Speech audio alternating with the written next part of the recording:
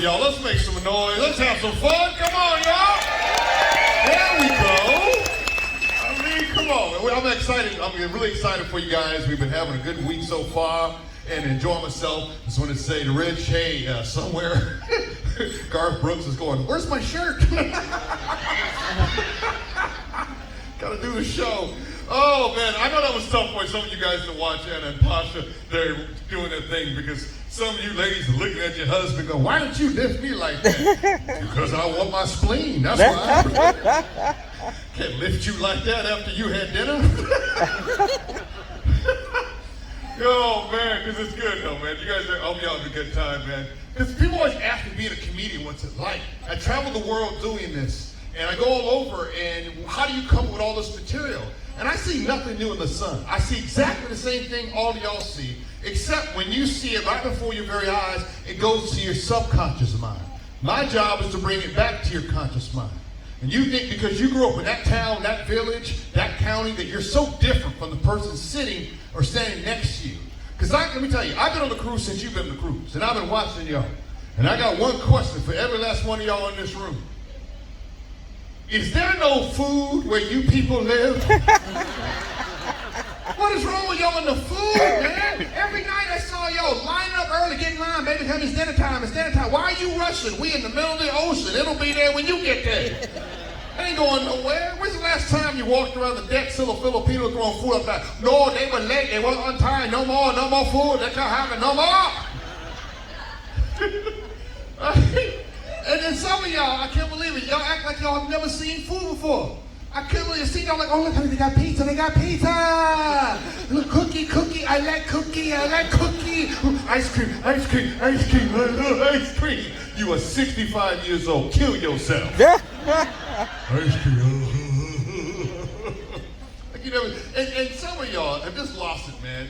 I mean, it's something that some of y'all have done, and I can't believe you actually done. Some of you already, after this cruise, during this cruise, have actually taken pictures of food you were about to eat. Nobody in your life at home wants to see pictures of food you ate this week. Not one person. This is what we had for formal night. Really? See, when you had old school, when you had 36, right, that's what it is. We're going to go back to the old school. 24-36 exposure. That's when you had real cameras. No more of these cell phone cameras. You had real cameras. 24, you had to make a decision. You didn't take pictures of dumb things like that. You did, man. Hey, man, take a picture of my plate. No, I got 4 left on this camera. I got to take a picture of 2 pieces of pie. Like you've never seen apple pie before. I mean, really, you guys can't go home after the cruise and look at your friends and go, oh, we had a great time. We had some wonderful meals. I don't believe you. I need to see proof. And you got to realize the technology is there for you to use but not abuse. You know, you're supposed to take a few pictures. Then you put the camera down. This is your memory card. It's not in that device. Because I saw y'all all week. This us on the gangway. This us by the gangway, after the gangway. This by hallway, near hallway, around the hallway, on the elevator, by the elevator, in the elevator, by a cabin, in front of a cabin, around the cabin. Stop taking pictures. Just stop. Some of you couples out there want to get that love boat shot with the railing and the water in the background. I understand that. But if you're going to take that romantic photo and you're going to stop 500 people from crossing your path, do us all a favor and stop handing your camera to the dumbest person in your group. All right, y'all ready? It turned off. It's the other button, Earl. All right, y'all ready? It turned off. It's the other button, Earl. And y'all know Betty's blind. She can't see nothing. Why are you giving her the camera? But I'm saying some of you people, you're on a trip, you know, a lot of big group of y'all together. You want to remember the trip. So what happens? You lined up for a big group photo. So what happens? 10 to 15 of y'all line up for a group photo, and then you wait for some idiot to walk by so you can ruin his day. No, he's minding his own day, you know, have a good time on his vacation. And one of y'all in the group pipes up. Will you do us a favor and take a picture? Sure. Then you'll hand him 28 to 29 different cameras.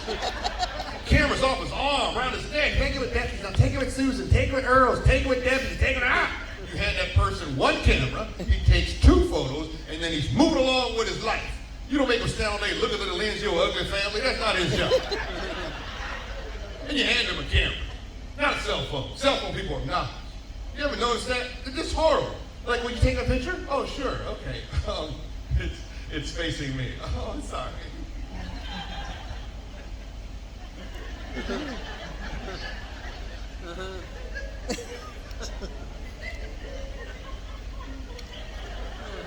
Okay, there it is. I'm sorry. It's on video.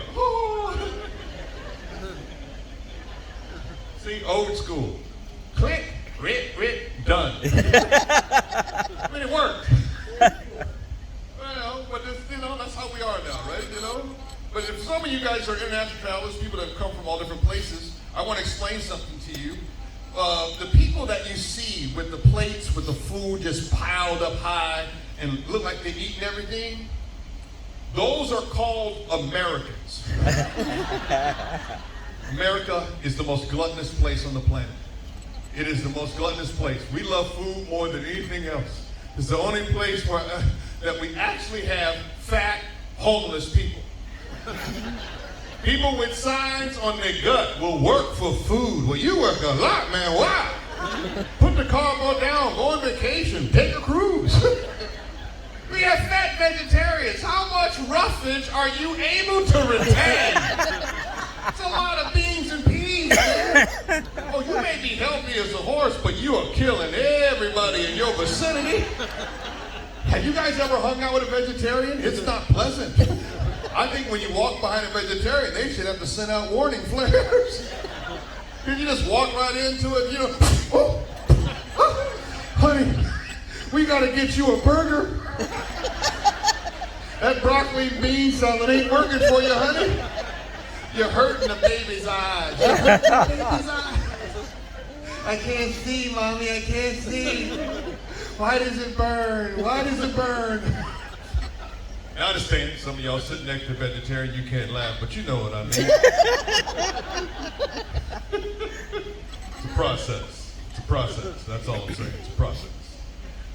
But it's a change of the guard, man. That's the way the world is, man. We've been enjoying ourselves on this cruise, and I've been enjoying myself touring. And I gotta say, I love my job. We got Antonio coming up later on, playing a little rock and roll, a little country. And it's weird for me. In my career, I performed with a lot of different acts. Believe it or not, I toured actually for 8.5 years with Johnny Mathis. I worked with Al Green, legends like Al Green and Johnny Mathis. But also, for some reason, they hired me a lot to open up for a lot of country artists. And I don't know why. I actually worked and opened up for Tanya Tucker in Billings, Montana. It's about 10,000. But the weirdest one was I was working in Jackson Hole, Wyoming at the state rodeo, opening up for Brad Paisley. And they lost my luggage. Which meant I had to go shopping for something to wear in Wyoming. In Jackson Hole, Wyoming. So I go to the store in Jackson Hole, Wyoming, right? And this guy sees me coming in. I'm walking there, and he sees I'm kind of like confused. And he goes, "Hey, how you doing? Well, what can I get for you?" I said, "Let me ask something." Sure. What can I help you with? Let me a hypothetical. If you were a 6'3" bald black man, and you had to stand in front of 5,000 cowboys, all liquored up, what would you wear? Kevlar. Kevlar. Something bulletproof with boots. And I keep the truck running, son. That's what I did. It's one of those good gigs, man. And being at my house, and being touring around, I literally have been in every state in America, which is a nice thing. I've seen the country, And when you go across the country, you experience all different things, you have different people, different places. And it's a wonderful thing to go through, right? And over this past couple years, as we experienced all of us being home and knowing about the country and seeing the country, we did a lot of different things. One of the things that we did is we sat at home and we watched television. We watched way too much television, especially in the United States. We watched way too much. We watched so much bad television, we should be embarrassed. I think as a country, we need a television intervention. We really need to be sat down because we made a lot of people famous who literally do nothing. If you're watching a show with a bunch of Americans speaking English, but they still need subtitles just so you can understand what these idiots are saying, you must be out of your Duck Dynasty mind. How can you let that into your skull? We actually had a show where the star was called Honey Boo Boo on the Learning Channel. Is that ridiculous? Can anybody please tell me, what does a Kardashian do? Yes. I have no idea. Two of them are billionaires, and nobody can tell me what their talent is. So, you watch all these crazy shows that make no sense. Make no sense. I don't understand it. Women like watching shows like The Bachelor. How is that still on? 25 women dating one man, and they have the nerve to call that show The Bachelor. That show shouldn't be called The Bachelor. That show should be called Last Hole Standing. Last Hole Standing. It's not about it. Right? We watch shows that make no sense, and we just think it's okay, it's normal. We watch a show called Chop. They have the Food Network, and they have the show called Chop, where they bring in these chefs, and they have this basket full of mystery stuff. And we're just supposed to accept that these chefs can just make all this stuff. And it's just crazy stuff that make up. The guy goes, all right, open up your baskets. You have Mongolian monkey lips, Fruit Loops, and Bubblicious bubblegum. You have 20 minutes, go. And these chefs just start running and grabbing stuff off the shelves, and nobody goes, wait a minute. You have Mongolian monkey lip recipe on the top of your head. And then they make it, and they sit there and posture like they actually know what they're saying. I took the Mongolian seared monkey lip with the praise of the Fruit Loop and a nice, Bubblicious bum puree. And the chefs have the nerve. The testers actually have the nerve to sit there and go, well, I believe my monkey lip was a bit acidic. It's a bit dry. You never had monkey lip before. Nobody's ever tasted that dish before in their life, and you up there talking about it. If you just took a little lemon zest, it would have brought down the brine. And like, let's accept that stuff. We watch shows like Survivor. How is Survivor still on? No, seriously, how is that show still on? There's no surviving on it. Where do they stick those people? In vacation spots. Places we port. Malaysia, Thailand, the coast of Australia. Ooh, the horror. Stick those 16 people in Detroit on a Friday. I bet they won't vote off the black guy. That's a all in favor of keeping Terrell? All in favor? Can you imagine mini challenge in Detroit? Pure entertainment. For your first mini challenge, all you have to do is go over to that crackhead on the corner and talk him into giving you $1. That's impossible. For your next mini challenge, we're going to strap a 25,000 diamond-studded necklace around your neck. All you have to do is run from here to the end of the block and back yelling, I hate black people. Oh, jeez. First one back alive wins the military. Terrell will be the only one to come back with a profit. Yeah. I sold mine. How'd you do? Wow, that's a lot of blood. Medic. It's crazy, and we watch all that stuff. It is something that we're addicted to. We watch TV, we watch shows, and we get addicted to them. And there's other people that do great things on TV at the same time. It can be a little obnoxious. I'm gonna preface this by saying I love Oprah. Oprah Winfrey is amazing. What she's done in television and what she's done in movies, everything is an incredible woman, right? But some of y'all don't know this, some of younger people don't know this, but Oprah Winfrey was always on television talking about her weight issues and struggling with her weight. And then she went on a diet and lost it. And then at the end of her talk show, she came on and told all her followers and friends, hey, I'm sorry, but I gained all the weight back. And I'm like, really? When was Oprah tiny? Because I didn't get the memo that day. Oh. I'm just saying, Oprah needs to embrace her fatness. Oh. Y'all don't understand. Oprah is worth $2.7 billion. When you're worth $2.7 billion and you complain to the world about your weight issues, you need to shut up. Just shut up. Shut up. Because when you're worth $2.7 billion, you can pay somebody to smack the chicken out of your mouth.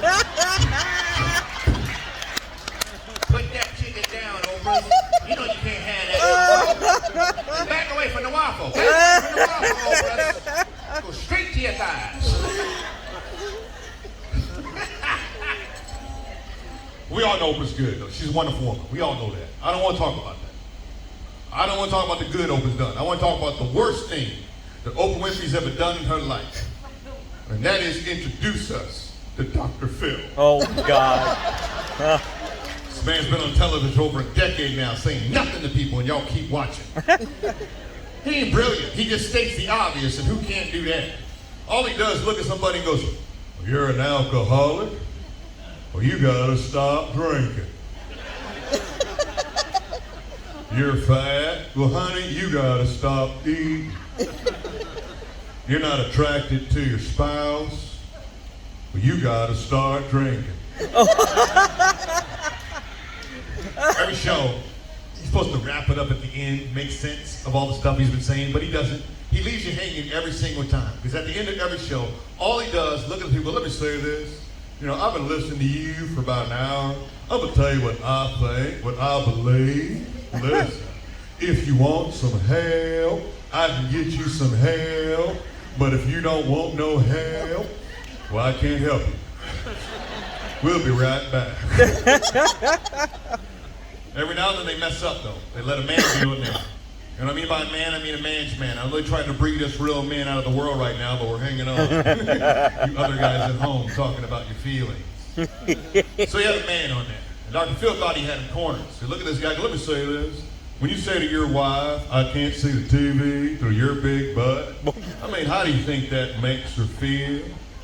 Well, I hope it makes her feel like moving. You said, be honest. He was on a commercial. I said, Dr. Phil, I'm part of my diet. I go, honey, I lost 20 pounds. Well, look behind you, found it right there. No, God. Man, every man has to learn how to be a man. I'm very fortunate. I was raised by such a man. My father is a man's man, a real man's man. He was married to my mother for 60 years. They had 60 years of marriage. Yes. He lived on his side of the house. Yes, he lived on yes, her side of the yes, house. yes. I ain't gonna leave you leave. I ain't gonna die till you die. When you stick around just to piss off the other person, that's love right there, dog. I ain't gonna die and give you the satisfaction of being happy. My father blessed me and my brother with the talk. Not the birds and the bees talk, but I'm talking about the man-to-man talk that every man should have with his son or sons. The truth about women. You know, if you're a man out there, you need to have this talk with your boy or your sons. The truth. I don't know what happened today, but my father looked at me and my brother and said, hey, boys, come here. Come here. It's time. I need to tell you about women because you need to know this. All right? Listen to me. You're going to be with a woman, all right? And you want to be happy with your woman for the rest of your life? Every day, son. Every day you got to wake up next to her. Yes, every day. You got to roll over and you got to look at that woman you love and say from your heart, son, from your heart, I'm sorry. I'm sorry. I'm sorry. I don't know if I'll mess up today, tomorrow, next week, baby. I'm sorry. The sooner you give in, the happier you're going to be, son. Look at me. Do I look happy? I'm just trying to tell you, mother's trying to kill me, son. That's all. As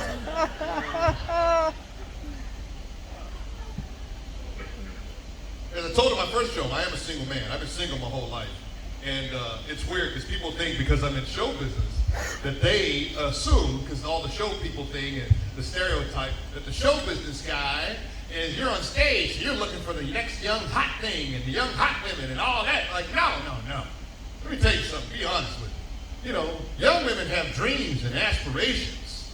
Who wants to put up with that? I want a mature woman that's giving up all hope. I want a woman that says sexy stuff like, okay, you'll do. That's hot to me. Yeah, you know. But it's weird though. I tell you that. I tell you it's a weird thing. You know, and I'm at that age too where I'm trying to take care of myself. You know, especially after the 2 years that we were sitting at home. I started eating and watching television, and I said, you know, I'm gonna try to take care of myself now. My body's like, really? Now, dog? After 50 years of abuse, now you want to take care of us? Okay. And when you get older, it's weird because your body doesn't listen to you. When you're young, I'm gonna take off 10 pounds, and you just drop it like that. When you get older, your body goes, I'm gonna drop 10 pounds. Like, no, we ain't leaving, dog. What? No, we all going in the box like this. You've been here for a few years now. We're not moving out. I'm sorry. So you do silly things, especially when you get to that point where you're like, oh, I'm gonna really do something smart that really take care of my body. So I did the dumbest thing you could do. I decided to do a master cleanse. Oh. Now, if any of you in this room are thinking about doing a master cleanse, have your best friend just punch you in the face. Silliest thing you could do. What a master cleanse is you stop eating. You stop eating food for like a whole month. All you do is you drink this stuff, and it's supposed to clean out your system. And there's different recipes. One that I picked was called the lemonade cleanse, because I thought it would be more palatable, and I think I can do that. Let me tell you what the ingredients are. First thing you get is a gallon of drinking water. Purified, good drinking water. That's what you first do. The next ingredient, for some reason, is maple syrup. Not Aunt Jemima, not Mrs. Butterworth. It's called maple syrup grade B. And the B stands for busy. That's what you're about to be over the next few weeks. Oh. Next ingredients is lemons. You get organic lemons, and you cut those up and squeeze that organic lemon juice in there to give yourself false hope that you're doing something positive for yourself. The next ingredient is cayenne pepper. The cayenne pepper is there to remind you that this is the dumbest thing you've ever done in your life. Because the cayenne pepper acts like a bouncer and kicks everybody out of your colon with a vengeance. I'm in the bathroom just,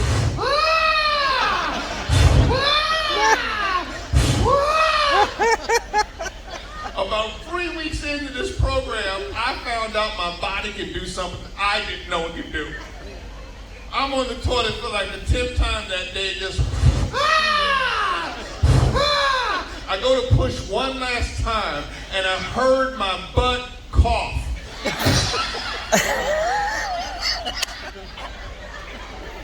Did my butt just cough? I didn't know it can cough. I guess that means I'm done. I must be on empty. It freaked me out. I called my mom and said, Mama, did you know your butt can cough? Boy, are you doing a master cleanse too? Ooh, mine sneezed. Hey, I'm Derrick Cameron. Thank you guys so much for coming out tonight. I really appreciate it.